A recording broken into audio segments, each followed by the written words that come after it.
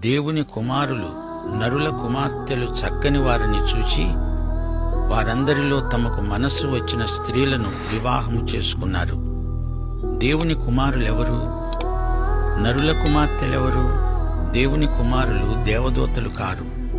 వారు మంచి దేవదూతలైతే ఈ పాపకార్యం ఎందుకు చేస్తారు? వారు చెడిపోయిన దేవదూతలైతే వారు దేవుని కుమారులు ఎలా అవుతారు? నరస్త్రీలను వారు మోహించి పెళ్లాడి కన్న సంతానం మనుషులే, దయ్యాలు కారు, రాక్షసులు కారు. దేవుని కుమారులు అంటే ఆదాము నుండి షేతు నుండి వచ్చిన వంశాలు. నరుల కుమార్తెలు అంటే కయీను వంశీకులు. ఈ ఇరు వంశాల వారు పరస్పరం వియ్యమందారు.